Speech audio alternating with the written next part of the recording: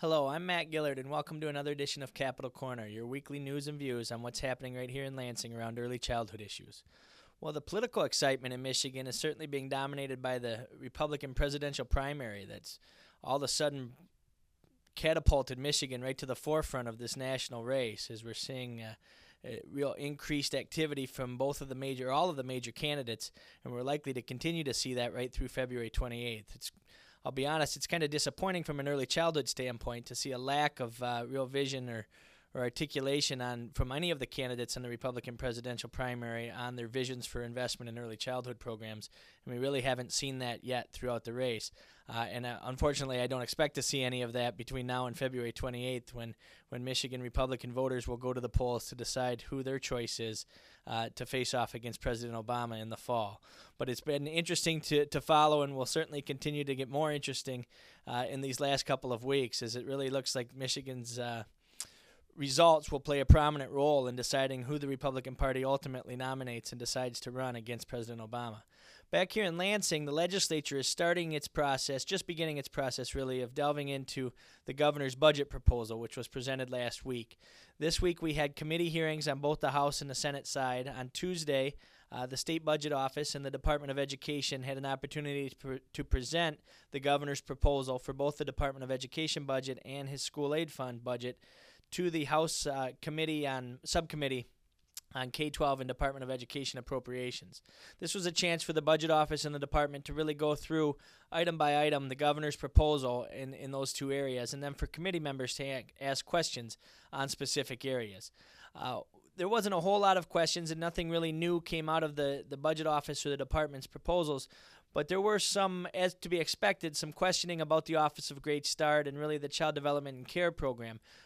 If you remember, with the creation of the Office of Great Start, the Child Development and Care Program is now transferred from the Department of Human Services into the Department of Education. So for those members on the Department of Education subcommittee that weren't on the Department of Human Services committee, this is a new territory for them. So they have some questions about that, and I would expect that we'll have further hearings specifically on the Office of Great Start and or the Child Development and Care Program, certainly in the House committee and probably in the Senate committee as well. As I said, on Tuesday, the State Budget Office and the department folks presented to the House committee. On Wednesday, they gave virtually the same presentation to the Senate subcommittee on K-12 and Department of Education appropriations. Once again, we had a similar dynamic with the governor's folks presenting his plan for the fiscal year 13 budget, as well as discussion about the supplemental, which we talked about last week, where the governor does call for that $12.5 million of early childhood funding to be passed as quickly as possible by the legislature. Still no movement yet on that, but there were some questions in both of these subcommittee hearings about the supplemental. If you remember, it's already passed the Senate. The exact same version of what the governor is now calling for around early childhood funding has already passed the Senate, but the House has not yet acted on that.